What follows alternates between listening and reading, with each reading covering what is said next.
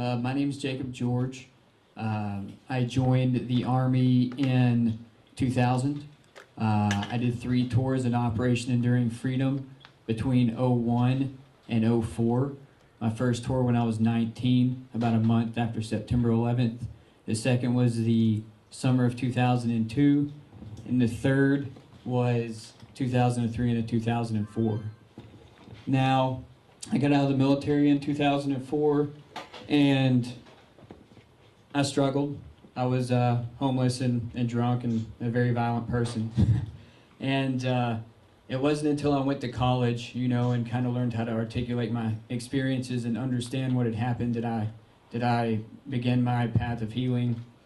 And then I became activated in 2010 when my younger brother, who is 9 years younger than me, received his orders to go to Afghanistan at the age of 19. And I stood with my brother looking at him, watching myself go back to war 9 years later. And we sat down and had a long conversation about what was about to happen for him in his life. And our ultimate conclusion was prison was better than Afghanistan, and that he should go AWOL. And upon making that decision, I told him that I would get on my bicycle and we'd ride across the South and tell everyone our story as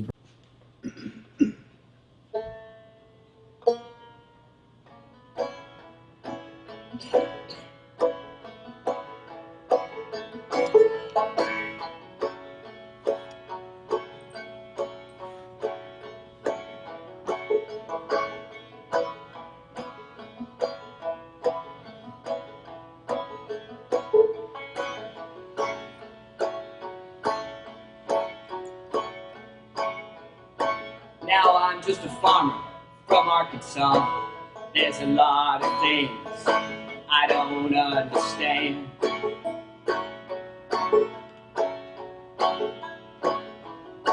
Like why we send farmers to kill farmers in Afghanistan.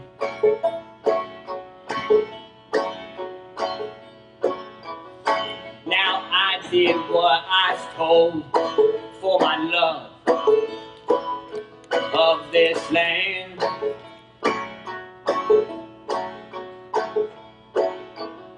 And I come home a shattered man with blood on my hand.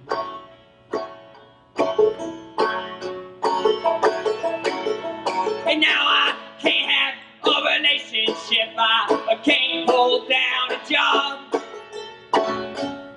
Oh, well, some may say I'm broken, I call it a soldier's heart. Because every time I go outside, I gotta look her in the eyes. Oh, well, knowing that she broke my heart, and it turned around and lied. Oh, I said a red, oh, white and blue, I trusted in you, and you never even told me why.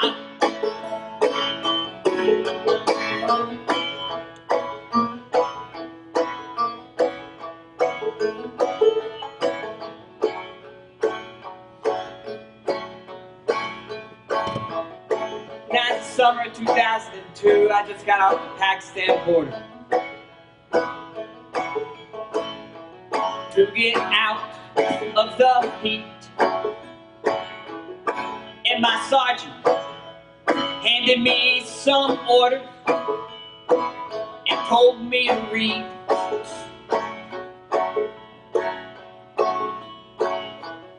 Well, it called for the mobilization of 500,000 soldiers, sailors, and marines for a pending invasion of Iraq the coming spring.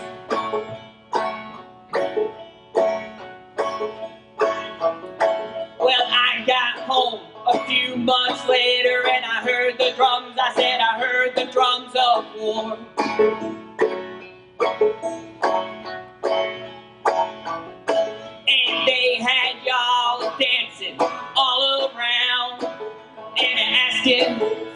anymore.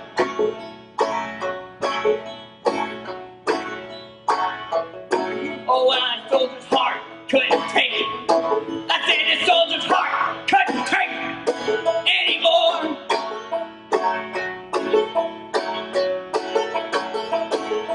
And now I can't have a relationship. I said I can't hold down a job. Oh, well, some may say I'm broken. Well, I call it a soldier's heart. Because every time I go outside, I gotta look her in the eyes. Oh, well, knowing that she broke my heart and it turned around and lied. Oh, I said red, oh, white and blue. I trust in you, and you never even told me why.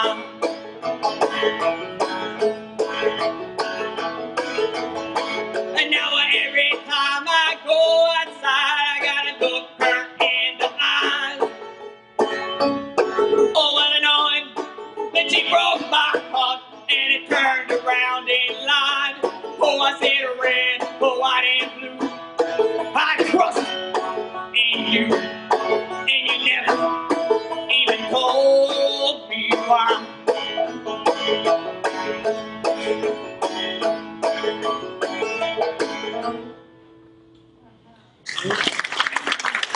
Brothers. And that's what we did. We started May 1st, 2010.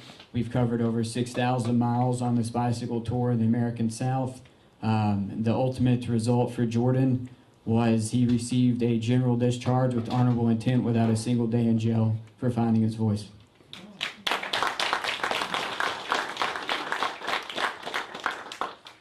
Since then, we've continued our work on the bike ride. It's called a Ride Till the End, or ART, and we use art to facilitate the healing process and to open up palatable dialogue about war, which is kind of hard in the South. You gotta be crafty. So that's why we use art. You know, it's a way of presenting a narrative that is interpretive instead of absolute. But through this process, we discovered the healing properties of the catharsis that people go through when they present their narrative through art. So we decided to keep writing once we got results with Jordan, and we've seen some pretty amazing things happen. So Voices for Creative Nonviolence offered myself the opportunity to go to Afghanistan and meet with the Afghan Youth Peace Volunteers, who we have here. I'm going to get my hat out of the way. And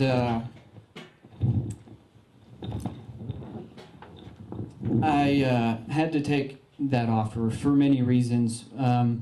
For a personal reason, I wanted to go be an Afghan. I wanted to wear their clothes. I wanted to eat their food. I wanted to look at their mountains. You know, I wanted to share their air. I just wanted to see what it felt like to be an Afghan. And I got what I asked for. Within the short month that I was there, Brock and I were there together. I had two different soldiers point a weapon at me. And I know the fear that drives aimlessly slinging a weapon around at people as a soldier in Afghanistan. But what I didn't know is what it felt like to be an Afghan looking up the barrel of that weapon. So that was a fear that I now understand. Now, I don't have to live with it. Got to come back home. But it helped me generate some empathy with the situation in Afghanistan and what it really feels like to be an Afghan on the other side of the gun. So we're going to show you some pictures from the delegation. There's some very inspiring stories in here. We'll try to keep it short, though. So this is the Afghan Youth Peace Volunteers. Some of them, yes, it's some of them. This is in Kabul. They came to visit us. In the bottom right-hand corner, we have Abdullah. We have Mary to his right, and Nancy, both with Voices for Creative Nonviolence. In the left-hand corner, we have Imam Dad, which was our very skilled driver. I don't know if any of you have ever driven around Kabul before, but I can't explain it yet. I'm still trying to digest it. So next to him is Ollie, a very special kid. There's Brock, Ken, and Ed, and I'm the goofy one with the scarf on my head. So here we have Fahima, and she works for an organization called Afghan Women, or Women for Afghan Women. And she has a lot of different projects in Afghanistan, but this one in particular was rebuilding a school that had been firebombed and destroyed by the Taliban. And she's telling these youth about the importance of knowing how to build your own schools, not expecting someone else to come into your country and do that for you. Telling them how important it is to know how to build that wall behind them. All they have to do is use the earth that surrounds them to do these things. They don't have to have 250 NGOs in over 50 countries in their country with different agendas, you know, teaching them how to do these things. So she's a very powerful woman for these kids to listen to. This is a project that she helped start in Astalif, which is a small mountain town. And basically, it's an all-women's co-op. And they have taught each other how to tailor, do very skilled stitching, and make all kinds of really cool jewelry from stones that are native to Afghanistan. This is awesome, okay? This is basically an outfit built out of cut-up burqas. And what the women did when they started this co-op was they cut up their burqas and made all kinds of different things out of them. And then they resell them as dresses, bags, and all kinds of other things, kind of as a point of liberation for them. And they not only need to burn something, but they wanted to turn it into something beautiful and then push it back out. So it was just amazing to see. I was in tears.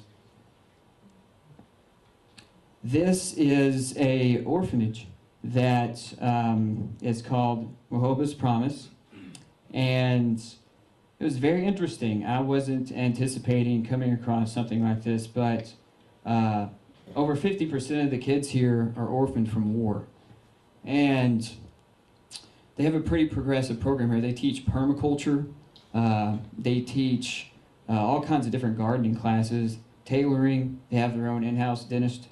They teach taekwondo. Basically, they have this very long list of life skills that helps them integrate into society after living in this orphanage. And they only take the worst of the worst situations, not children, but people who absolutely have no other option. And it was the most well-behaved group of kids I've ever been around in my life, to be perfectly honest. And it was just a really beautiful experience, and I hope someday I get to go back and see these kids again. There is, and in this picture we have, back in the upper left-hand corner, thank you.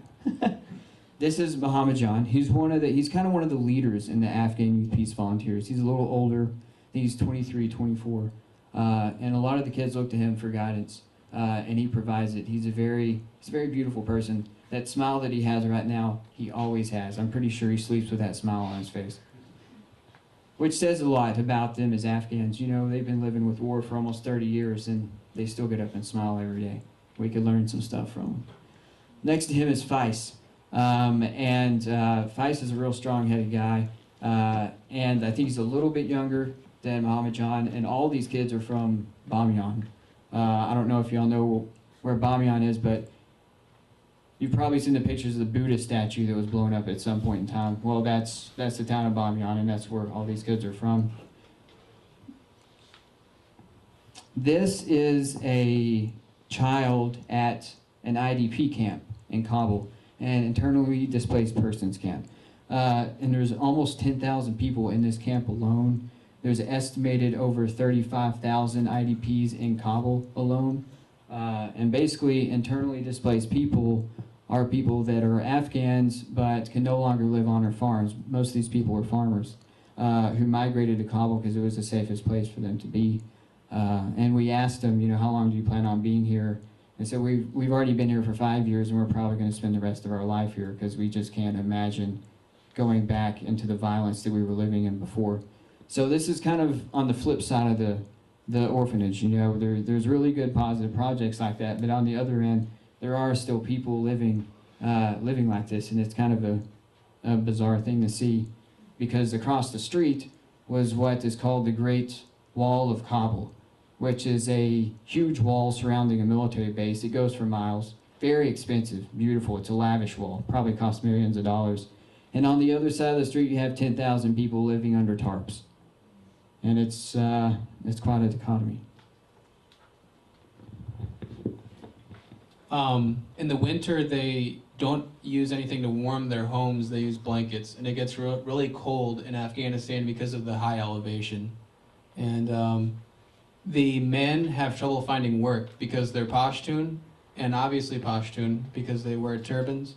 And they're all from either Helmand province, Kandahar, or another Taliban-dominant area where the Marines and the U.S. Army are doing a lot of work against insurgents, bombing them, and so on.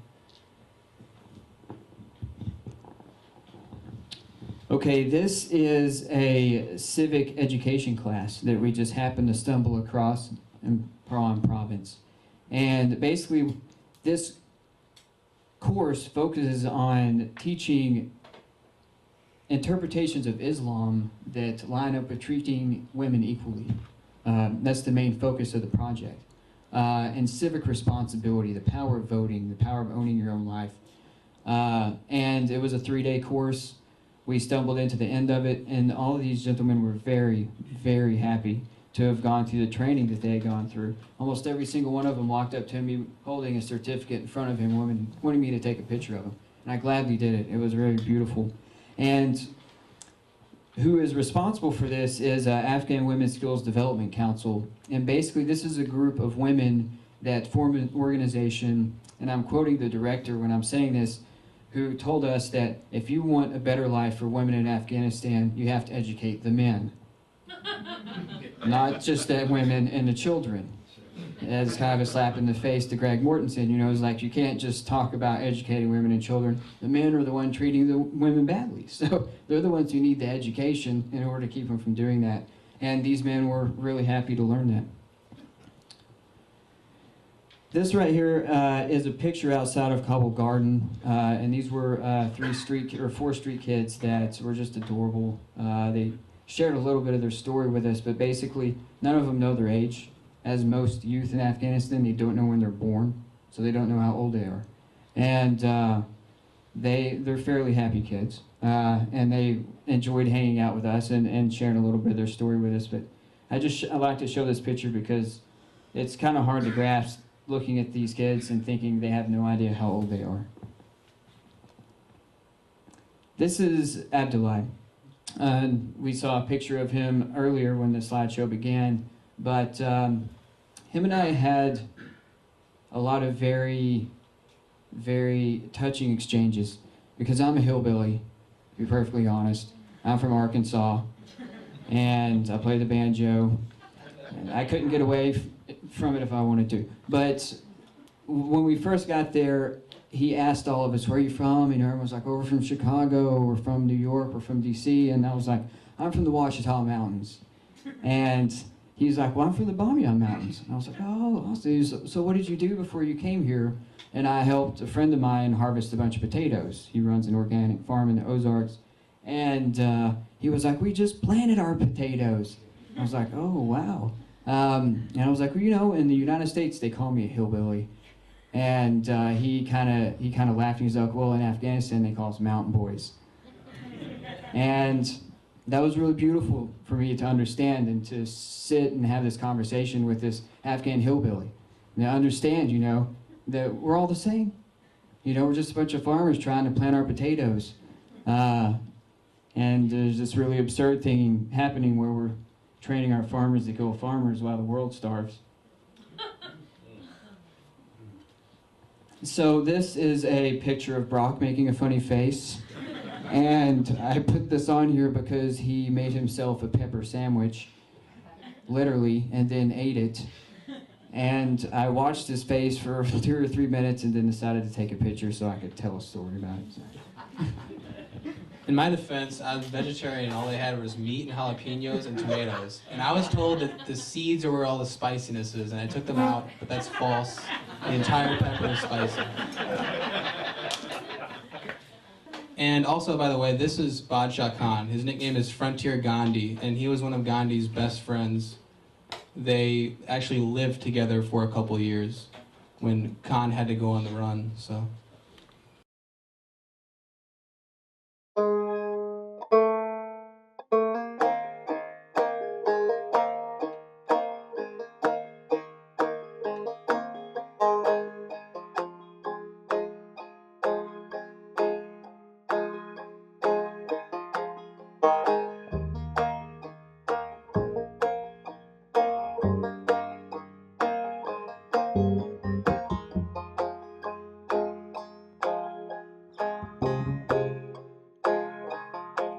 Now I'm just a farmer from Arkansas.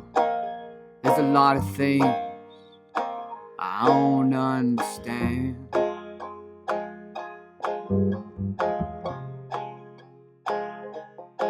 Like why we send farmers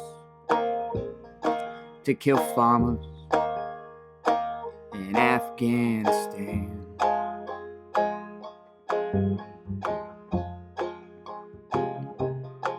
Now I did what I was told for my love of this land.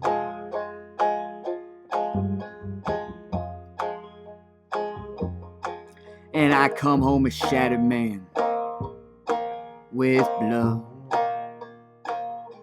on my hand.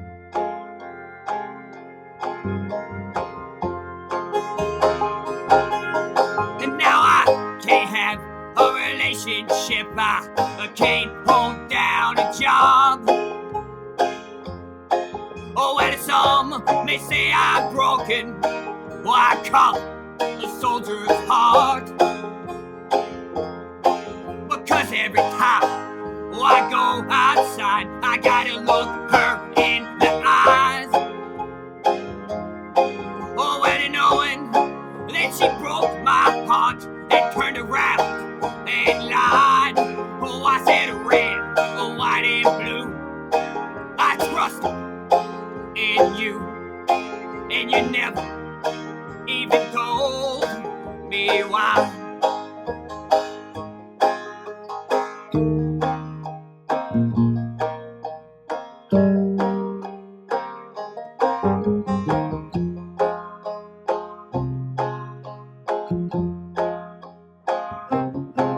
Now is the summer of 2002.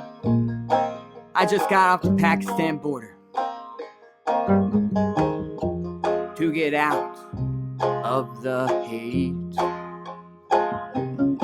And my sergeant handed me some orders and told me to read.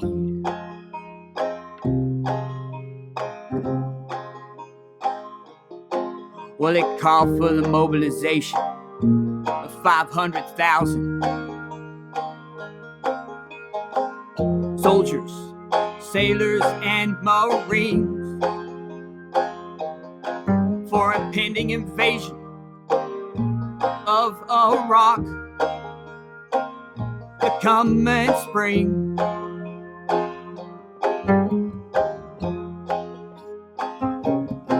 Well, I got home a couple of months later, and I heard the drums. I heard the drums of war.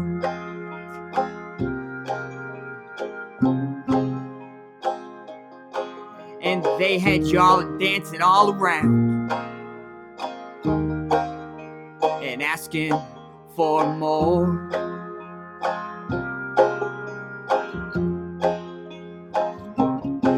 Well, this soldier's heart couldn't take it. I said this soldier's heart couldn't take it anymore.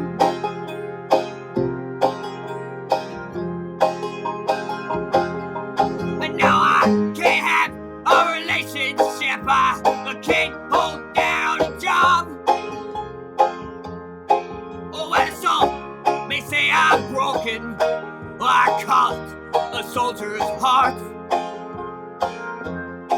Because every time I go outside, I gotta look her in the eyes. Oh, and knowing that she broke my heart and it turned said red, or white and blue. I trusted in you, and you never even told me why.